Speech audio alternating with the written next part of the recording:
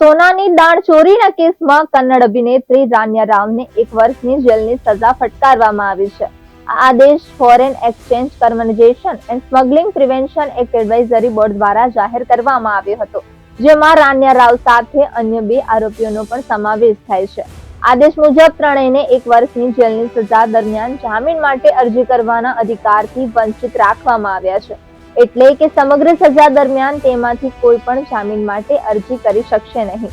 રાન્યા film માણિક્યમાં Kannada superstar Sudeep સાથેની ભૂમિકા માટે જાણીતી છે. રાન્યાએ અનેક દક્ષિણ ભારતીય ફિલ્મોમાં પણ કામ કર્યું છે. 3 માર્ચે બેંગલુરુના કેમ્પેગૌડા આંતરરાષ્ટ્રીય એરપોર્ટ પર 14.8 કિલો સોના સાથે DRI દ્વારા ધરપકડ કરવામાં આવી હતી. રાન્યા વારંવાર આંતરરાષ્ટ્રીય પ્રવાસોને કારણે DRIની દેખરેખ હેઠળ હતી. 3 માર્ચની રાત્રે જ્યારે તેની ધરપકડ કરવામાં આવી ત્યારે તે દુબઈથી અમીરાતની ફ્લાઇટમાં બેંગલુરુ પહોંચી હતી.